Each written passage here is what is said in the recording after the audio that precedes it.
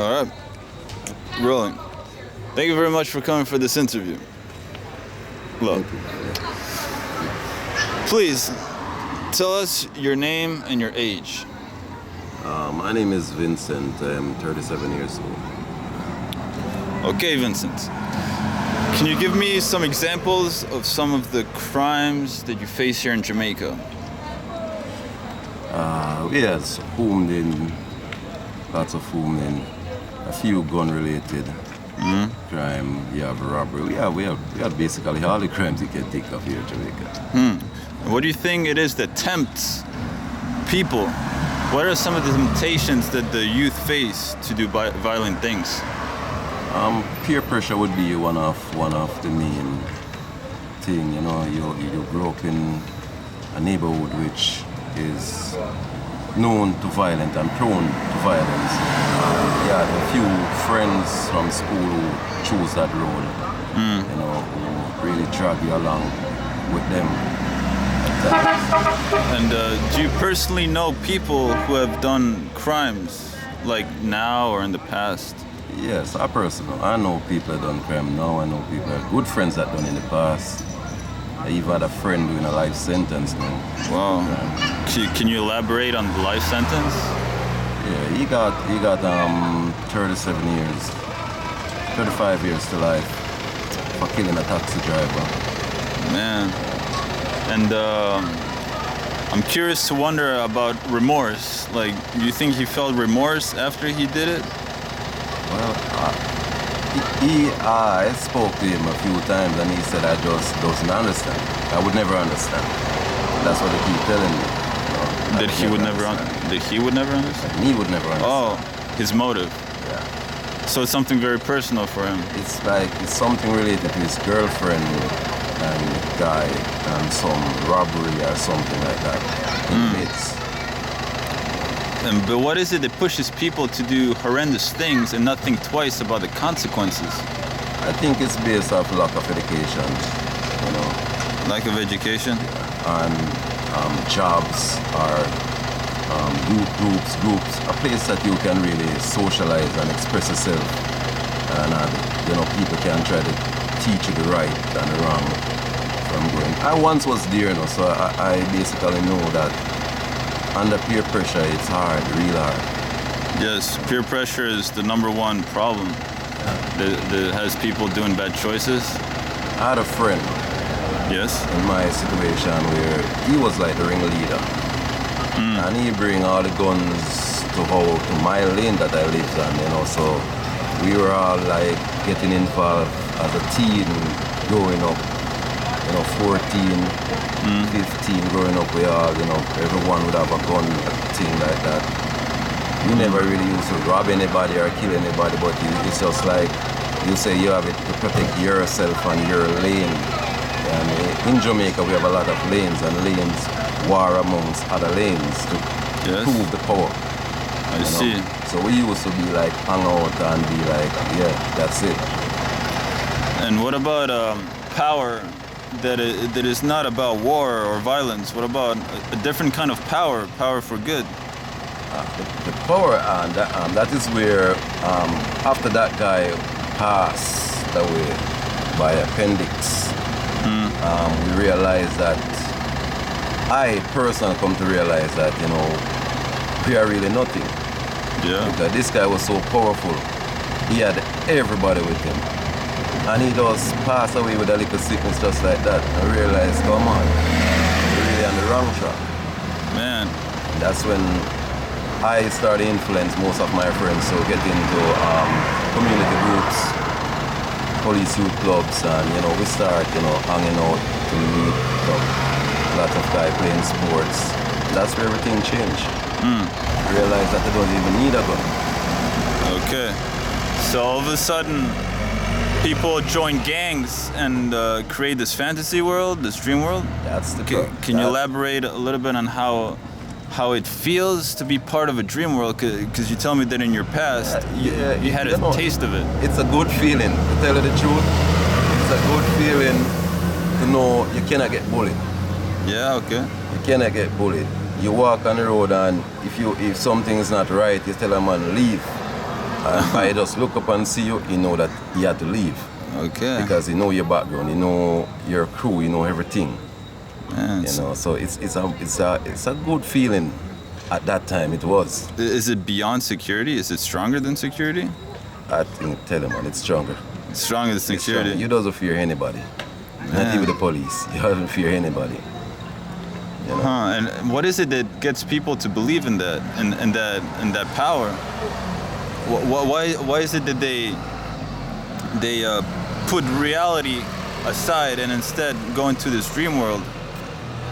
You know, it's like things has come easier that way.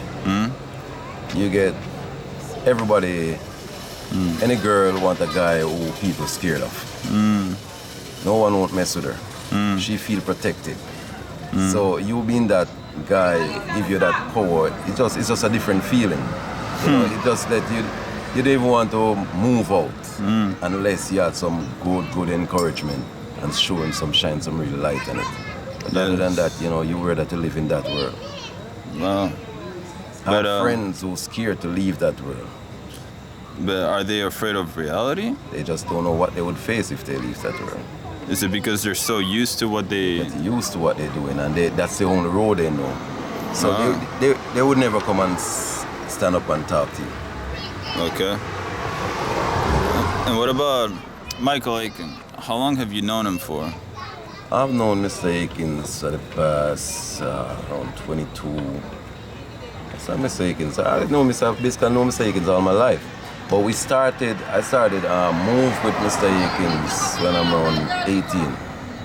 I started move with him because we formed this basketball group, and he was like the guy who can give us sneakers and jerseys. He had that link and those, so he started to encourage us to come by his house, and we go and buy. He talking to us, showing us, preaching to us at least, telling us, you need to behave yourself. 'Cause we still have a few troublemakers then in the group, Yeah. And by just hanging around Mr. Akins night after night, evening after evening, he's showing us life in a different way from how we really knew it. Did he help you find a better life? He did. He did. Can you elaborate what are the main differences between, let's say, a past life when you were into trouble with the life that he tries to bring out in you? At first, all right, my past life is that you never know what tomorrow brings. Yeah. You doesn't know.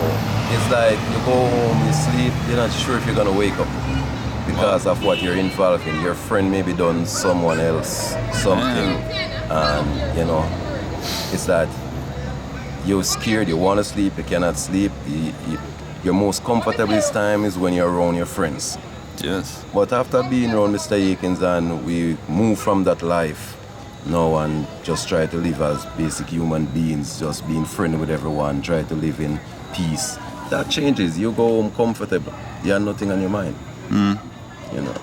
It's really tough still. I can tell you, it's really tough and it's hard to really live on the right side of the law. Yeah. Yeah, it's temptation do come. But And why is the temptation to do bad sometimes more powerful than the temptation to do good? And how come some people refuse to do bad?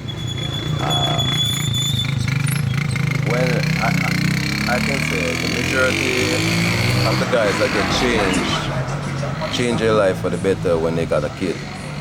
Okay. Yeah. That changes their life. Yeah, that changes their life. Because when you know that you're not really living for yourself anymore, that do a lot.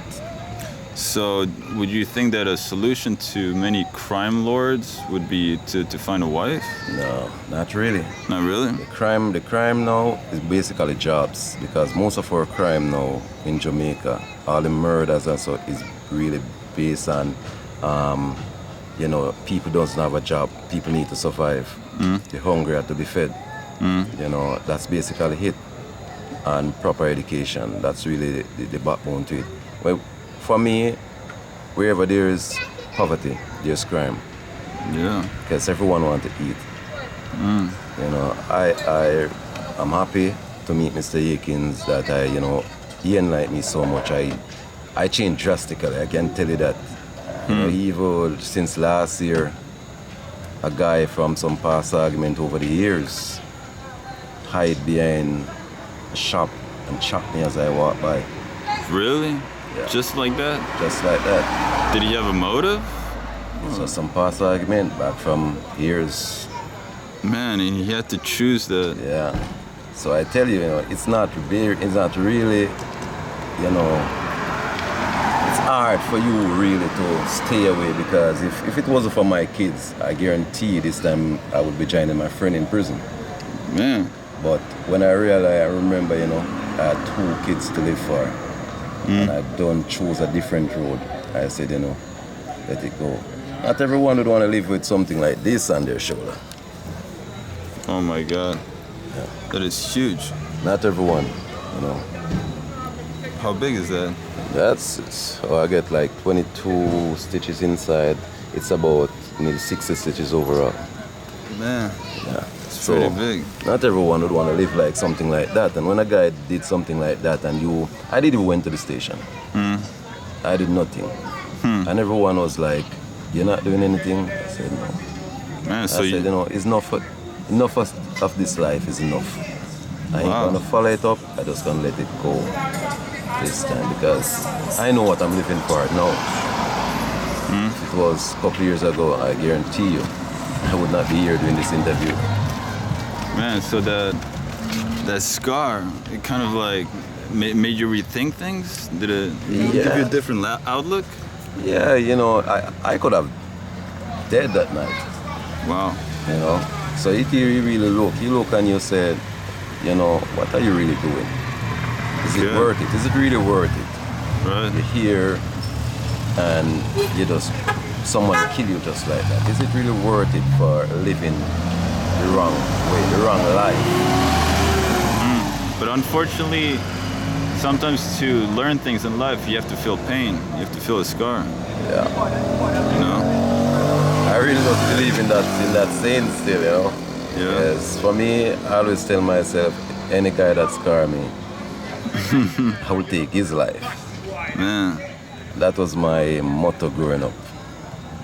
From I was a kid. Cool. This is the first scar on my body I get from anyone. That's a huge scar, too. Right. And My you know, God. when I look and I see I could accept it, Yeah. and you know, I said, yes, you finally reach where you want to be. Man. So right now I'm comfortable where I'm at. Cool. Really comfortable where I'm at. I can live in any country, anywhere. I can live amongst the good, amongst the bad. Because my way of thinking now is way different from what I used to. And how does Michael Aiken transform people who have done bad without giving them a scar? But how is his impact so strong You know, than violence, for Mr. example? Akins is just this person that, you know, he sit you down. He let you understand everything, the good, the bad. He can break it down to you in such a way that even if you're not that educated, you can understand exactly what he's saying to you.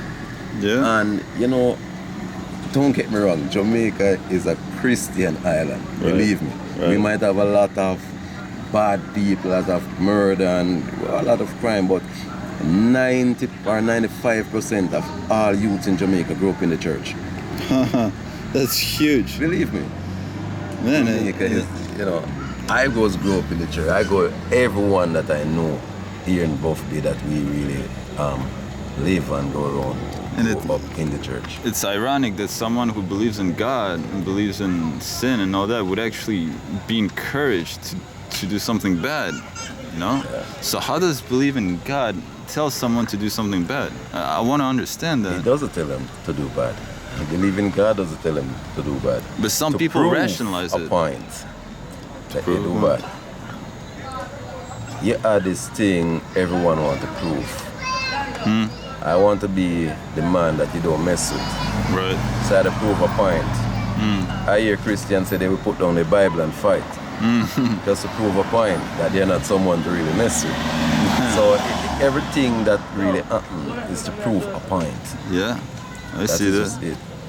Everyone want to prove a point. That's basically what it is. What about, are you familiar with the gang members of ISIS in the Middle East? Yeah. They're recruiting people. Heard about them. It's like people who are vulnerable are joining their leadership, and those people believe in God.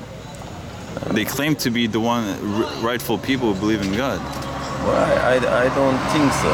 Basically, if they're reading the same Bible that I am reading, I don't really think so. They would have that really belief, Yes. Okay.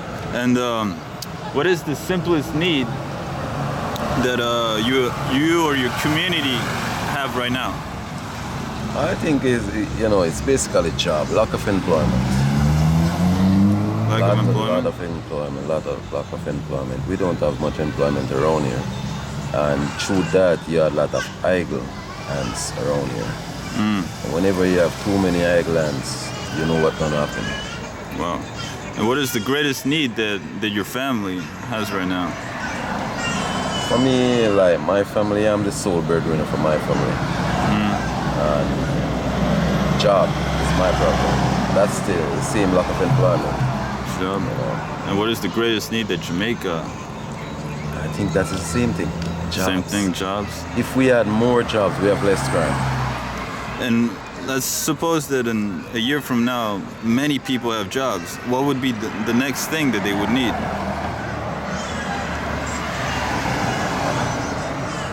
Jobs.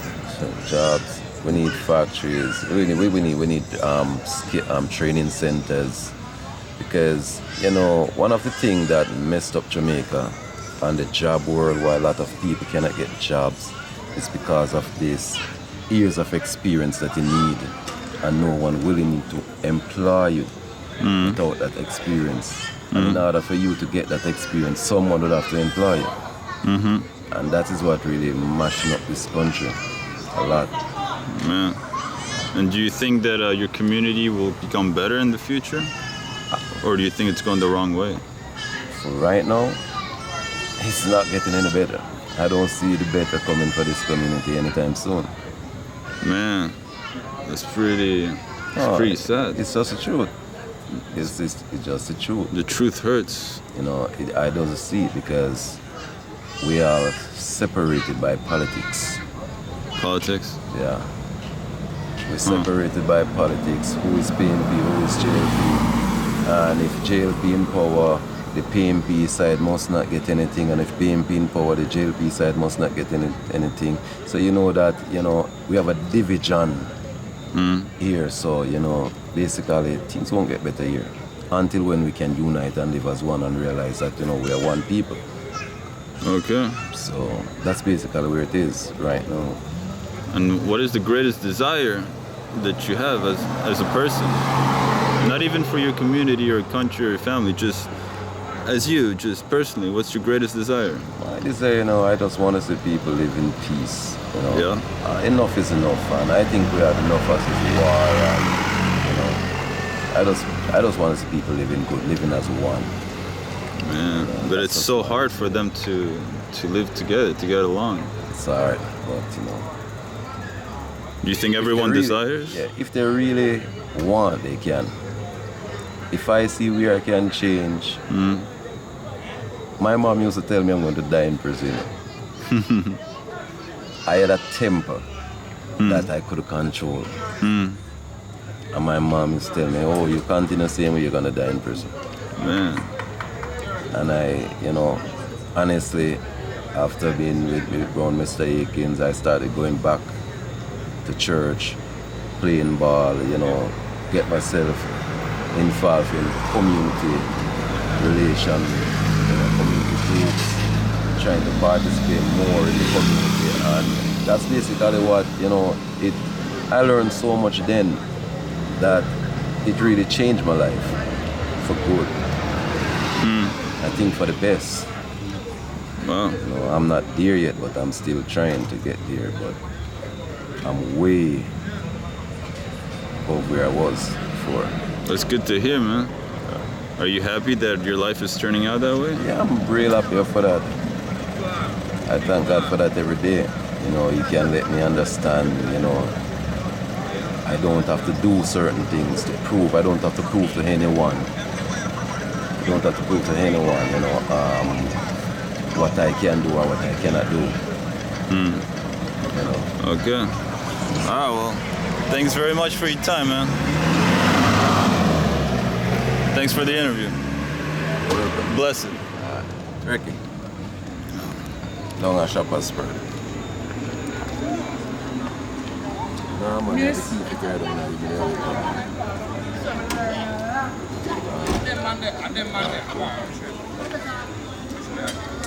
Alright, so it was really good. Yeah, so This is actually the coolest setting I've had so far. Yeah. Makes it seem like you're right in the community. Like you're like the next priest or something. No, you know, I'm not really, but you know, I'm trying to add a few guys around me just the same, you know. Girls, some girls around me just the same.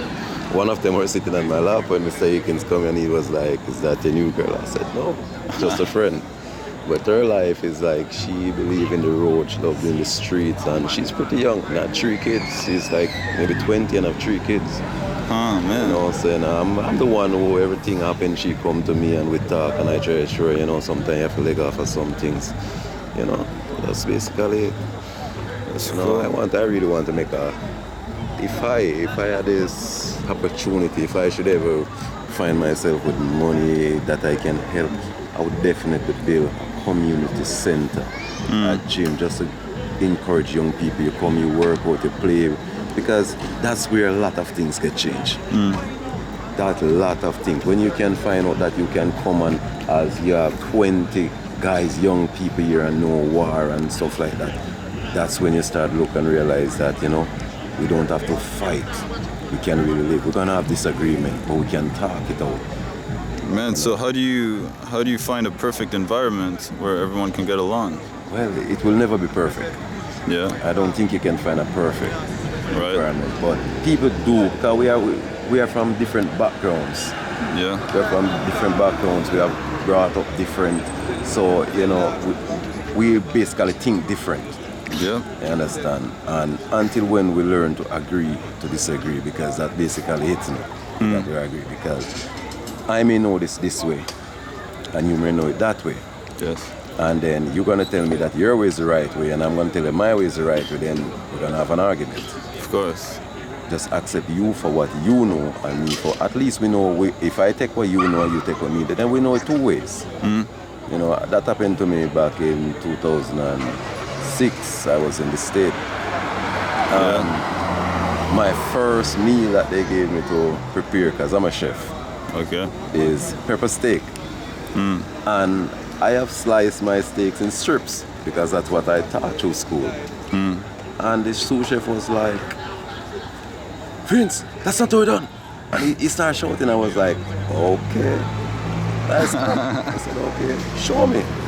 And he put it in cubes. So I said, "All right," and I continue and I do it. I was laughing to myself. I was saying, "Boy, so this man a blaze for me." And I can't really answer because it's my job. Yeah. So, you know, and I do it. And when I was leaving work in the night, he called me in his office and he said, "Vince, you're gonna make it far in this industry. Man, that's You cool. are the first Jamaican I ever correct, and you did the frowns. And it's not that like you were wrong. You Right. were absolutely right in what Hells you're yeah. doing. Definitely, man. Yeah, you were right. But in this hotel, we do it different because we want it to look different. Yeah. You know, and I get it there and then. He said, "At least you know now to do it 2 ways instead of 1. So until when, you know, we can accept certain things, Yeah. things won't be better. We That's cannot true. be too stubborn and say we know it all, because we never know it all. Right. Never know it all. Cool, man. That's it. Well, you think you can show me your scar one more time? Yeah. No, but wait, at the light. Gotta find a nice place for that.